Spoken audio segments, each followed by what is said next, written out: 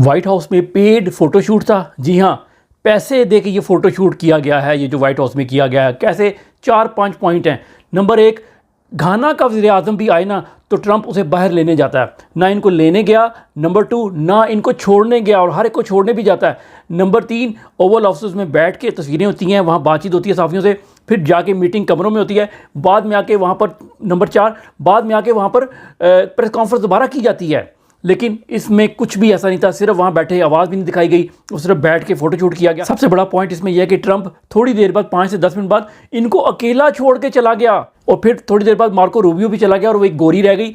तो इन्होंने मुज़ाकरात किससे करने थे? बेसिकली ये मुज़ाकरात नहीं थे, मुज़ाकरात डीलें पहले हो चुकी हुई हैं न्यूयॉर्क में और उससे पहले भी मुलाकातों में। ये सिर्फ फ़ोटो शूट के लिए, और डेफिनेटली ये ट्रंप को पेड किया गया होगा। लेकिन इस तरह की चीज़ें पेड डायरेक्ट नहीं की जाती, इनडायरेक्ट कहीं और से कहीं और पैसा चला जाता है, कभी ट्रेस नहीं होगा। ये मेरा एनालिसिस है। पंजाब में मरीम नवाज़ ने बंद तुड़वा दिए कि फ़ोटो शूट अच्छा होगा, और यहाँ पर इन्होंने करोड़ों रुपया लगा दिया सिर्फ इसलिए कि फ़ोटो शूट हो जाए।